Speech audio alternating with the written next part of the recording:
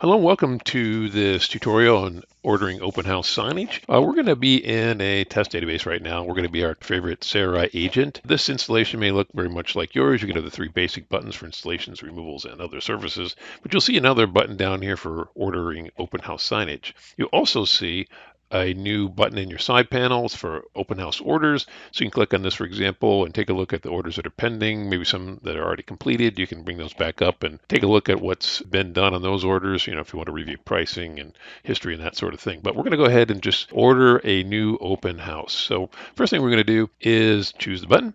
And like other things in SignTraker, you can either enter a new address, but typically we're going to order this for a current installation. So we're going to select that.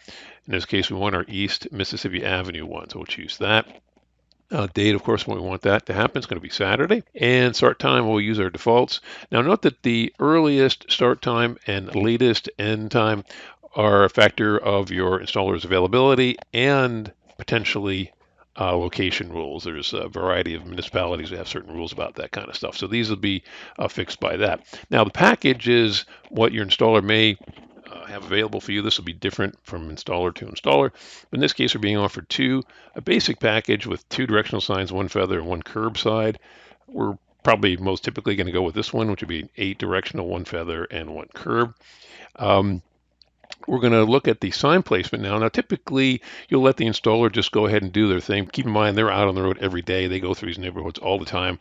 Very familiar with the traffic flows. But if you have a particular insight to it, you might want to go ahead and choose that. So we'll choose that. Now, you'll see a banner at the bottom that will appear that'll tell you that you'll be asked to place those signs after you complete the order. So that's no problem. If you have any notes, you can add them here. Where do you want the curbside sign to go?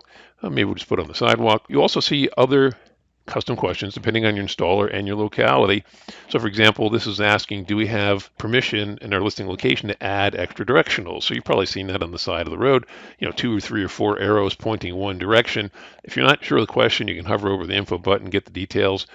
Here it says, hey, if you're not sure if you're allowed to add more than one per corner, just leave it blank or enter 0. We're not really sure, so we're going to say put a 0 there. If there's other services you want to add to your open house, refreshment services, extra feather flags, and go ahead and do that. Now, this is our basic package. That's what we want. So we'll go ahead and confirm that. Now, once it's confirmed, we'll be brought to this mapping screen. Now, to navigate this, we can roll forward on our mouse or roll backward on our mouse. Again, notice this is a commercial location, not a real, a real residence that we'll be sending people to, but that's fine. Now, the first thing we'll do is just kind of get a lay of the land here. Again, if you're familiar with the area, that's great. You can use a built-in function which is called the route tracing tool. So for example, I might want to start from here, for example. I'll put a little car there and it'll trace the route, and wherever there's a definitive corner, SignTraker will automatically put a pin there for a directional sign. So maybe we want to put something up here, we'll put that in. And maybe we want to capture some traffic from Exposition Avenue, and it looks like it's a split highway, so we can zoom in and we see there is an intersection there. So maybe we want to put one like right there. So we'll go ahead and do that. Now, once we've got the major inputs to the home's development that we've got, we can go ahead and review the sign placement. Now, you'll see where we started the route tracer. If it's kind of ambiguous as to where you really want the sign in here, it's just going to leave it blank. So what we can do is just drop pins indicating where we want those flags. So for example, we've got this traffic going this direction. We want to put one right here and direct people across this way. Similarly, if they're coming this way, we might want to put one over here and direct them into the thing. Now, it's not necessary to sort of point this sign because the installer already knows from their app where the house is going to be. And so you just have to put the corners down where you want. So for example, over here, we might want to put one at this point. We've got this other location down here, and we could put it in here. Now, this is another one of those intersections where it looks a little crazy. We really don't care about traffic going, sort of right to left here, but we definitely want to capture some people. Now, don't put a pin over here. If you do that, the installers can't stop there because that's right in the flow of traffic. The best they'll be able to do is on the right side shoulder. So keep that in mind when you're placing your signs. So as we've got this down, we also notice there's a little counter up here. It's counting how many pins we've put into place. Now, don't forget, right at our home, we probably want to put one right there. So We'll put a little pin on this side, let's say, put that there. And now we're up to 8.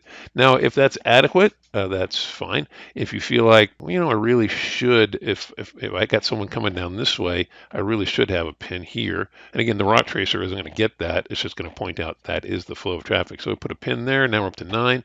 Now, if you need 1 or 2 extra, that's really not a worry. The installer is going to bring a few, and we'll also use the best judgment to get the best results for your open house. But if you get past, say, 3, if I bought 8 and I'm up to 9, let's say I really want to put one, maybe I want to put one here, great. And maybe since I've got maybe some traffic coming this direction, maybe I want to put one here, or just to keep people continuing on that path. That's great. So now I'm 8, I'm up to 11. So that's 3 extra over the 8. That's an extra sort of 20, 30% more signs. No worries. Go ahead and put in what you need, but the installer will go ahead and amend your bill appropriately. So once we got this the way we want it, we're going to go ahead and finalize the order. Now, incidentally, if this doesn't look the way you want it, you can just hit this start over button and try it again. Now, you're not hurting anything, and after you get a little practice, you'll get this down pretty well. But if it is the way you want it, go ahead and finalize it. We'll go ahead and get an order confirmation with an order number. Our billing for the open house will roll up along with our other sign installations and other services we've purchased. It'll be in your invoice history over here as all the rest of your activities are, property descriptions, subscriptions, that kind of stuff. If you have any questions about the packages that are available, the areas that are serviced, keep in mind that most installers don't service the entire sign service area with open houses because open houses are a little different. But if you have questions about the service areas that are available, days of week that are available, feel welcome to contact your installer. They'll be happy to help you.